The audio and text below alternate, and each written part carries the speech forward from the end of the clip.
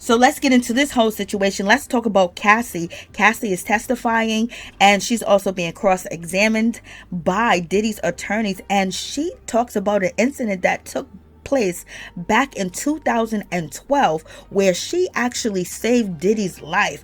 Diddy could have went on to go see Yonder. He could have went on to go see Jesus. He could have had 6 pallbearers, you know what I mean? But Cassie saved his life.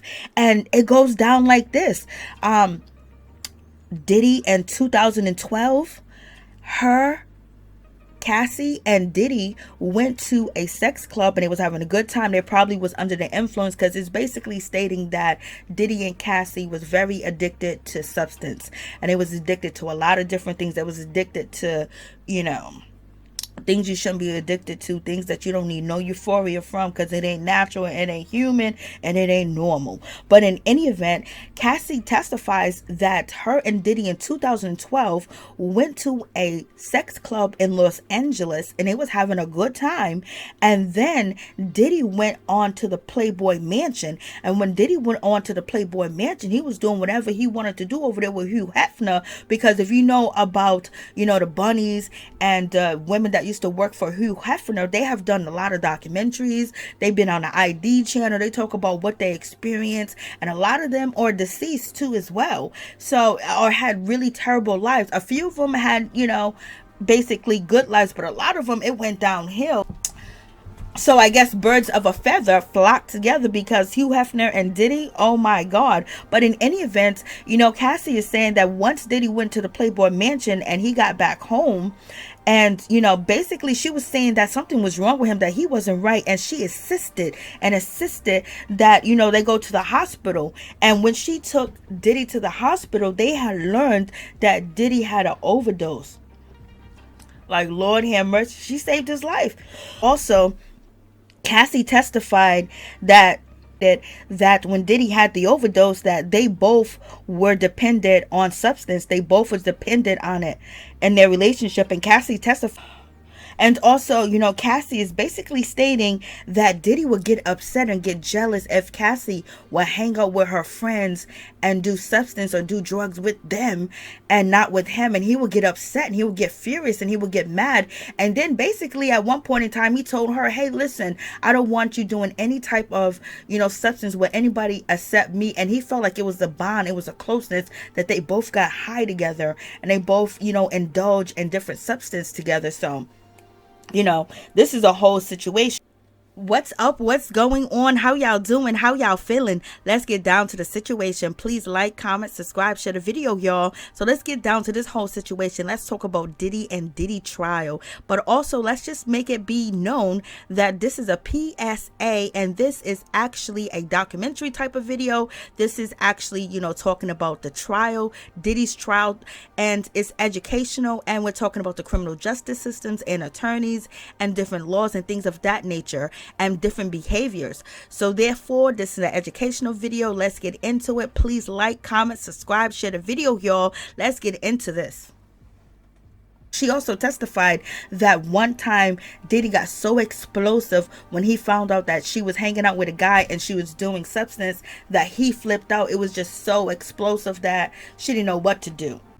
And also, Cassie states in her testimony that her and Diddy obtained in Mexico a plant medicine which was illegal in the United States, but it helped Diddy and Cassie basically detox and temporarily be off of drugs. This is what Cassie testified to today. And also, the defense highlighted Diddy depended.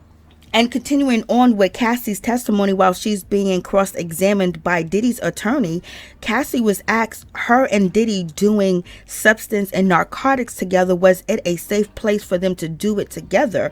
And Cassie responds, and she agreed with the attorney that it was a safe place for them to do it together. It was safer for them to do it together because it seems like Diddy already had a overdose in 2012 and he had to be rushed to the hospital. So maybe they was watching over one another, that neither one of them OD'd.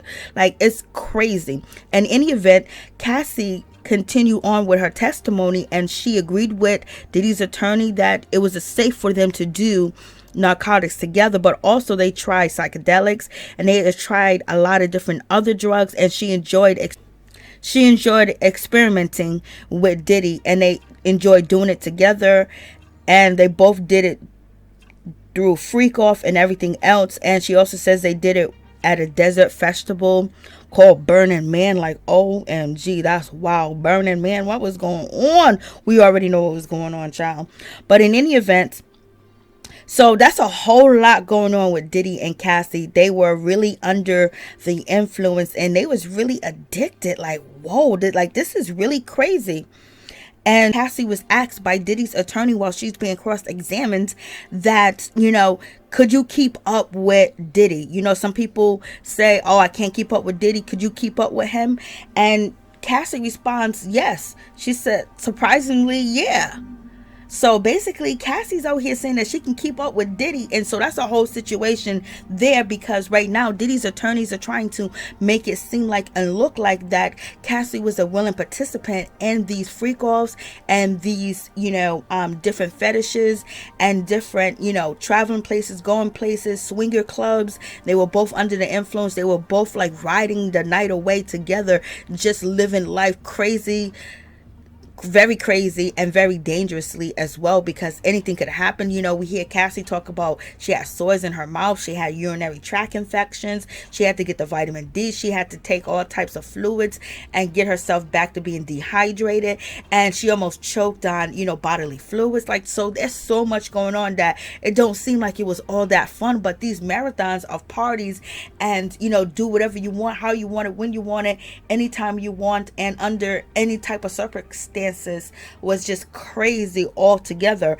But basically the prosecution is trying to let it be known that she wasn't a willing participant in this. She felt like she was obligated, that she had to do it. She felt threatened, she felt scared. She was being threatened with being exposed and showing videotapes to her mom of her getting down and dirty, and also dating with outside of Diddy was like a really strained type of situation, which she testified, especially when it came to Kid Cudi. So we're going to get into all that whole situation. It's crazy, for real.